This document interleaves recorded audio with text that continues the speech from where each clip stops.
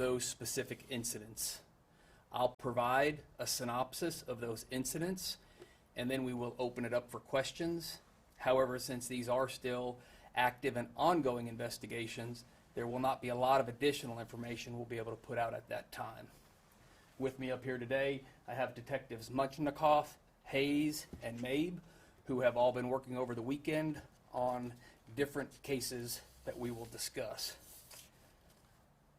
The first incident that we will go over are the incidents that occurred on Villita Avenida. This appears to be an ongoing dispute between known subjects that led to 2 incidents over this past weekend. The first incident occurred on Wednesday, January 8th at approximately 9:46 p.m. In this instance, officers responded to the 6900 block of Villita Avenida for a shots fired call and a report of a drive-by shooting as a residence. Officers arrived and found shell casings in the street, and they found a residence with numerous bullet holes in it, but there were no injured parties at that time. Approximately 15 minutes later, 911 received a call from an emergency room clinic for a juvenile male subject who presented with a gunshot wound. Officers responded to that hospital, and the juvenile male had sustained serious but not life-threatening injuries. Following that, on Friday, January 10th, the APD responded again to a second drive-by shooting in the 6900 block of Villita Avenida. Upon arrival, officers located multiple individuals outside the residence, but there was no report of injuries this time. Witnesses reported hearing between 20 and 30 gunshots and described the suspect vehicle as a silver or gray vehicle that was occupied between 3 and 5 times. Through the investigation that took place over the weekend into this incident, we have already made 1 arrest, and the investigation continues on that incident. We also had the second homicide of the year occur over the weekend. At 9:40 a.m. on Saturday, January 11th, APD received multiple 911 calls of a shooting that took place in the 1100 block of Rhineley Street in an apartment complex parking lot. Upon arrival, officers found a subject with multiple gunshot wounds. Fire and EMS arrived, and life-saving measures were attempted. However, they were unsuccessful, and the victim was pronounced deceased. The subject related to this shooting was taken into custody a short while later. APD officers arrived on scene, located the suspect, and were able to track him down and take him into custody. Currently, that subject is in jail and charged with unlawful possession of a firearm by a convicted felon. And again, the remainder of that case is still under investigation, and additional charges will be filed as appropriate as that investigation proceeds. This does appear to be an isolated incident, and we do not believe there is any threat to the community as a result of this incident. The third incident I will talk about is an aggravated assault that took place when APD received multiple calls of shots fired. This was a moving vehicle disturbance that took place in the area around Hickok Court. And this was on Friday, January 10th, and then again Saturday, January 11th, very early morning hours at 12:03 a.m., we got a call to Dell Children's Medical Center on 4900 Mueller. When the officers arrived, the security guard let them know that 2 Hispanic males had arrived at the hospital and carried in another Hispanic male to the emergency room suffering from a traumatic wound. The 2 Hispanic males left the scene without giving any information as to what had happened. That victim remains in critical condition at the hospital, and because of the seriousness of his injuries, the APD Homicide Unit is the lead investigative unit on that case. There were many subjects involved, and we have identified some of those subjects already. Again, that is still an ongoing investigation. We know as a result of that rolling gun disturbance between 2 vehicles that we have identified at least 5 homes that were struck by gunfire during that disturbance.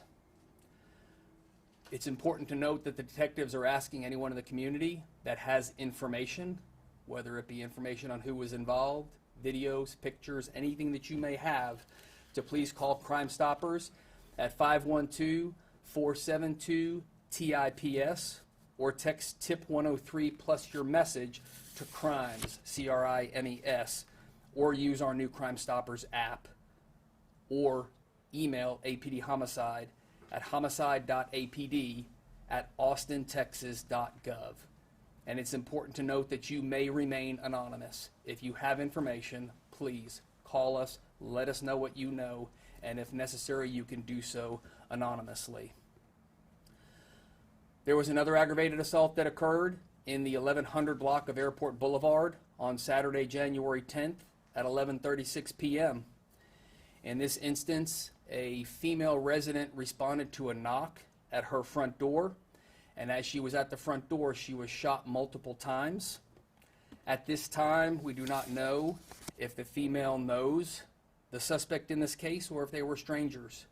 She was transported to a local hospital with serious but not life-threatening injuries. And again, the only thing we know on this case at this time is that the suspect was a male. We have no other description. Again, as I stated before, detectives need assistance with this case, and anyone who has information, again, who saw something, heard something, has video, or has information, please again reach out to us at the numbers that I already gave, and that will provide you again at the close. A fifth incident occurred on Saturday, January 11th. This was a shooting that occurred in the 1600 block of East Palmer Lane in a parking lot. It occurred at 6:52 p.m. This case, there were two individuals involved in a disturbance that were shooting at each other, and as a result of that, one of the subjects was shot and presented themselves at a local hospital. That case is still under investigation, and we do not have additional information at this time to put out on that case. And finally, we had an incident that occurred on January 10th at 6:48 p.m. in the 11,400 block of North IH 35, an apartment complex where a tow truck operator was attempting to remove a vehicle from the property, and someone within the property began firing a weapon at the tow truck driver. Thankfully, he was not struck. Officers responded quickly and were able to take the suspect into custody and recover the firearm that was used. And that suspect at this time has been charged with aggravated assault. Our investigators and our officers worked very diligently over the weekend, a weekend that was very different from many here in Austin. On top of all the calls that I just highlighted, we had several shots fired calls as well, calls where people reported hearing gunfire. Now, that is not uncommon to have in any given weekend, and investigators are working to determine if any of those are related to the incidents that we just discussed. These are all occurring at a very difficult time for the police department. As of today, we have 180 vacancies in the police department. We will graduate a class January 31st and then begin another class in February. However, the proposed resolution that passed that could delay the June cadet class will further delay us catching up with our staffing needs. So this is something we have to pay very close attention to.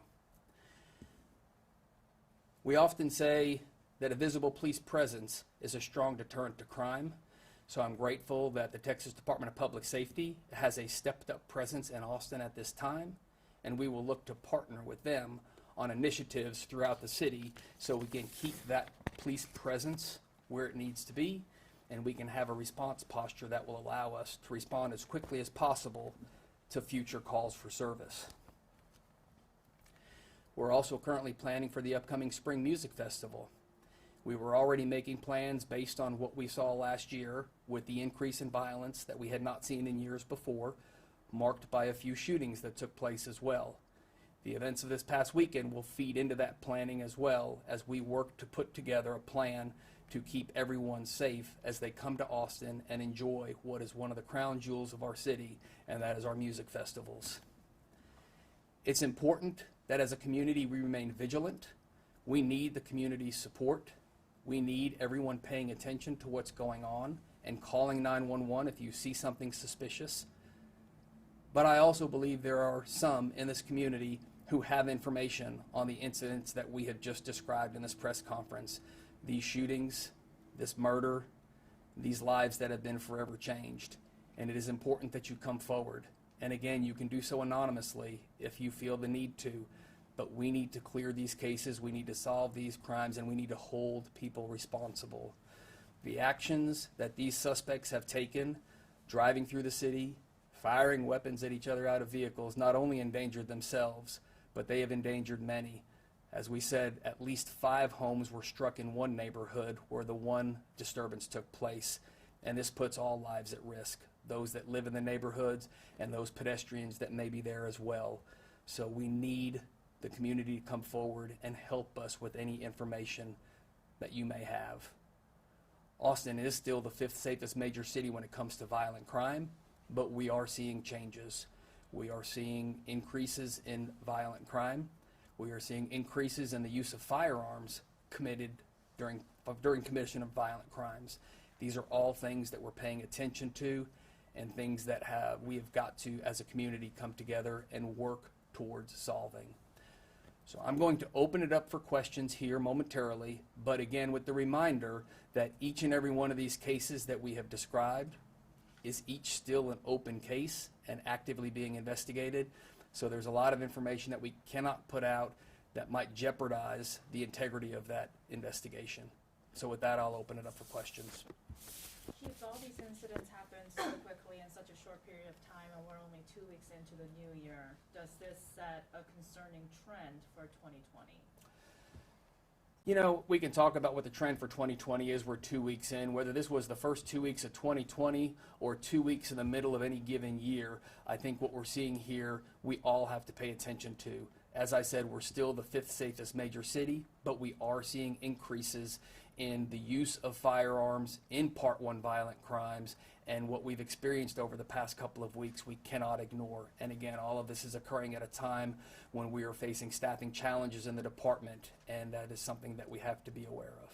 As we're talking about an increase in violent crime, when I'm explaining this to readers, what's the best way to explain to them? Like, is there an uptick this year compared to last year, this month compared to last month? Like, how do I just explain that to people? Sure. We're still finalizing the crime numbers for 2019, and at the end of the day, we will likely be relatively flat in violent crime.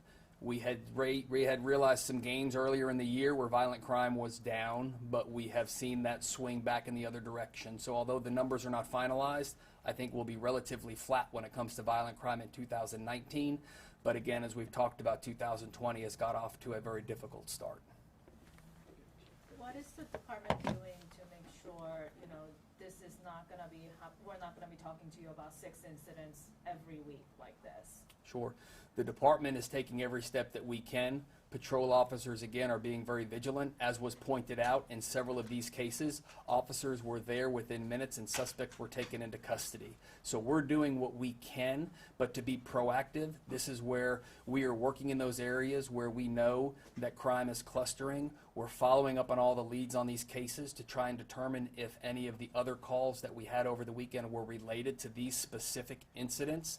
And this, again, is where we need the community to come forward, either helping us solve the crimes that we've talked about today or just continuing to partner with us in reporting suspicious activity. Whether we're talking about the shootings of this weekend and the shots fired calls, or whether we're talking about just maintaining your own sense of safety in a difficult time in our society when we're seeing violent acts taking place, whether it be hate crimes or whether it be the concerns of international incidents that bring terrorism concerns to the forefront. It is a time when we all need to be working together. We all need to be vigilant. Thank you very much.